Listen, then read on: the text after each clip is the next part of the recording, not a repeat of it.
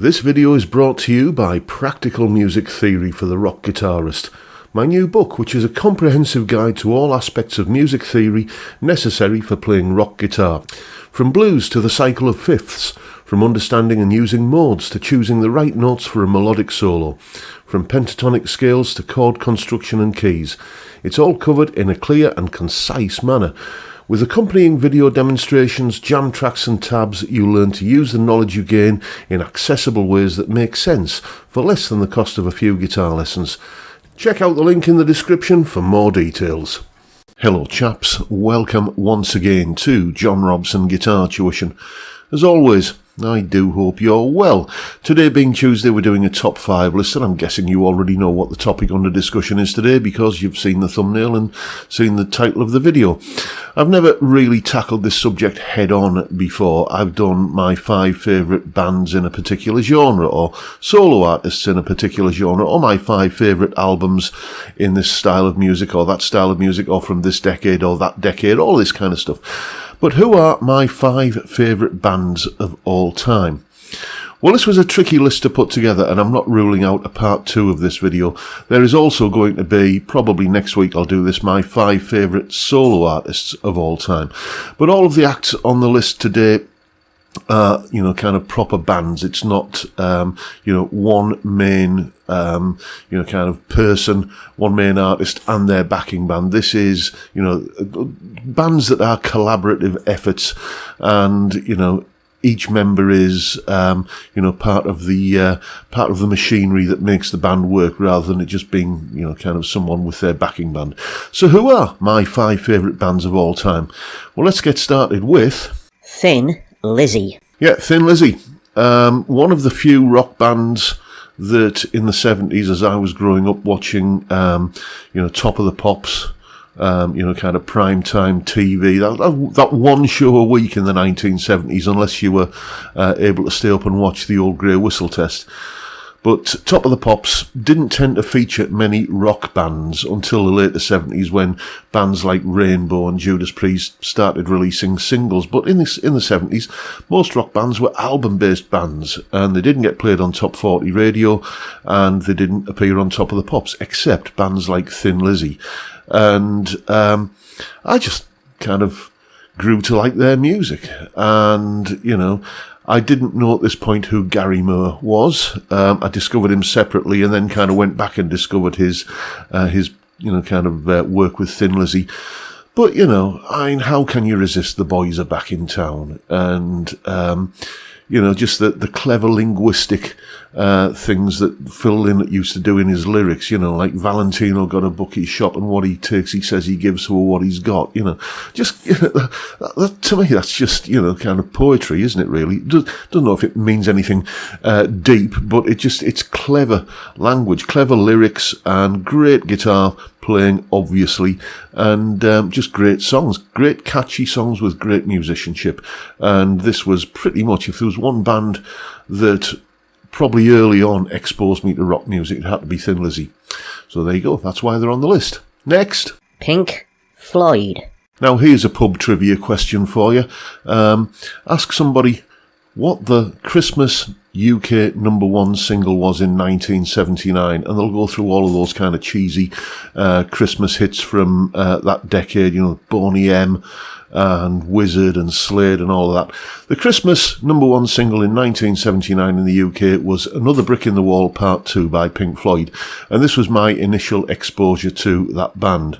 The single was everywhere. It was on the radio, Top of the Pops every week. For however long it was at #1, and that famous animated Gerald Scarfe video that went with it. So, as you do, you like the single, so you go out and buy the album, and then you like that. Not quite unlike anything I'd ever heard before, but that pummeling intro riff of In the Flesh, the first track on side 1, is just, my dearie me, this is good, thought the 12-year-old me. And ever since then, Pink Floyd, I guess if we were talking in terms of like people do about Deep Purple, it would be the Mark II lineup, all of the early stuff, Piper at the Gates of Dawn and all that sort of stuff. The Syd Barrett era, really, not really interested. And after Roger Waters left, a momentary lapse of reason is, to my ears, it's just a David Gilmour solo album. And the Division Bell, that's kind of okay. That sounds like a Pink Floyd album, but that was like their swan song, I think. That collection of outtakes that came out, a few years ago, The Endless River. It just sounds exactly like what it is. It's a collection of outtakes. But, from, I don't know, I guess, Medal, Dark Side of the Moon, Wish You Were Here, Animals, The Wall. I've never been too keen on the final cut, but, I'll listen to it occasionally. But principally, the three big albums, Dark Side of the Moon, Wish You Were Here, and The Wall, I will listen to those continually, I'll never ever tire of them. Just fantastic. And just, again, my introduction really, I guess, to progressive rock. I know some people will dispute whether Pink Floyd are progressive rock because they don't tend to go in much for, odd time signatures and stuff, but I think of them as a prog rock band. And, I love everything they do pretty much in that sort of magical period when they had that classic lineup, and that's why they're on this list. Next. Queen. Again, one of the few rock bands who would actually make it onto Top of the Pops and Top 40 radio. And, I remember probably I was about 7 years old when Bohemian Rhapsody and that iconic video was on TV all the time. I remember, it's one of those things I remember in black and white because I used to watch it at my granny's house when she was babysitting me. And, she had like the black and white bed, kind of radio rentals TV. And, and just Bohemian Rhapsody was probably like the first one that made an impression on me. And then, I remember probably being a young wee lad. I was kind of doing all of the kind of Mamma Mia, Figaro kind of Magnifico, stuff around the house. And my parents bought me the LP, a day at a night at the opera, wasn't it? To kind of shut me up, I think.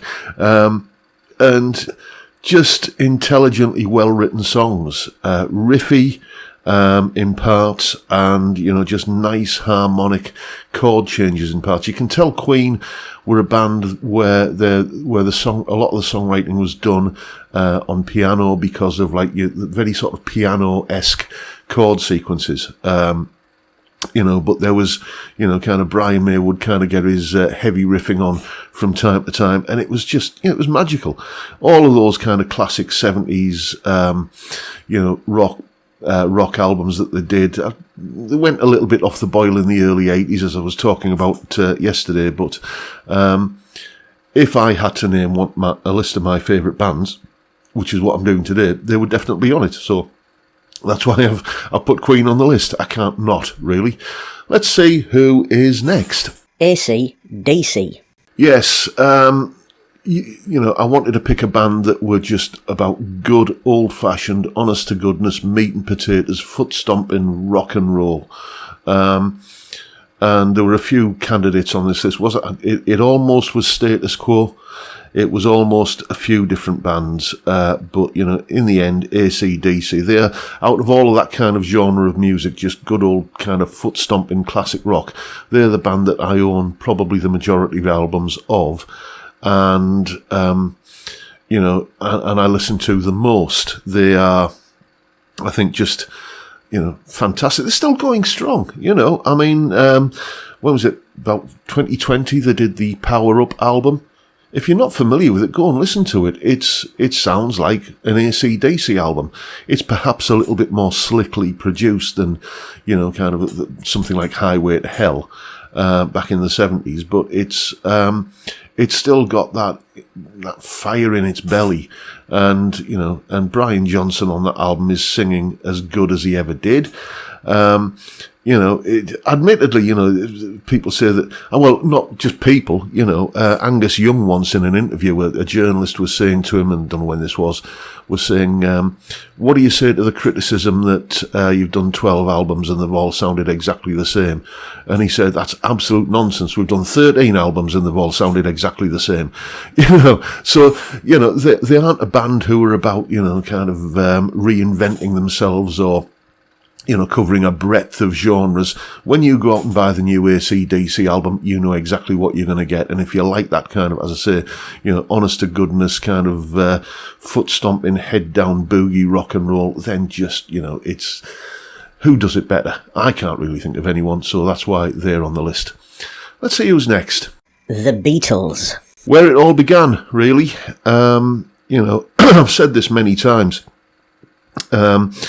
But all of the pundits in the late 1950s who said that rock and roll was a flash in the pan, a 9-day wonder and it wouldn't last, they get laughed at, but essentially they were right.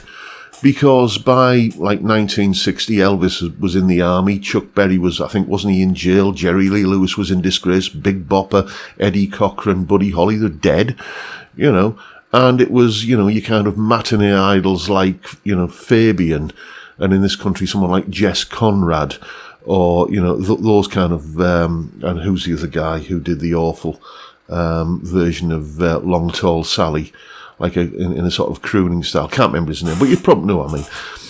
And then along comes, 4 lads from Liverpool in the early 60s, and they're taking essentially the same kind of songwriting tropes and techniques that, have been used a generation before, like by Rodgers and Hart and, Cole Porter and Irving Berlin. But they're doing, and they're using those kind of chord changes and harmonies and everything and same kind of song structures. But they're doing it, in a kind of mop top kind of rock and roll, with a little bit of rock and roll in there, admittedly. But, the Beatles, kind of reintroduced, I think, more than just 1-4-5, kind of 12-bar blues-derived chord sequences back into popular music in the 60s. And everybody that listened to them was influenced by them. Without the Beatles, you certainly wouldn't have had Queen, or 10cc, or ELO, or ABBA, or pretty much any of the bands that were doing big box office in the 70s. And, we can make the case all day long of how worthy it is that, and how great they were. But, that's, I've got a mate of mine who accepts all of those points and he just says, yeah, but I still don't like their music, which is fair enough, but I do. If I'm, you ever done that thing where you're kind of leafing through your kind of music collection and you think, I can't be bothered with that. I've heard that too many times. Yeah, I'm done with that. And yeah, I don't need to listen to that ever again. I never ever feel that way about the Beatles. I will always put a Beatles album on and, maybe just a compilation. Or maybe I'm currently enjoying Revolver and Rubber Soul. Those 2 albums to me always seem like they should have been like one double album. But that's what I'm listening to at the moment. And as I say, you listen to those Beatles tunes and you think, yeah, you hear all of these same ideas coming down the pipe 10 years later by all of the bands from the 70s that I mentioned.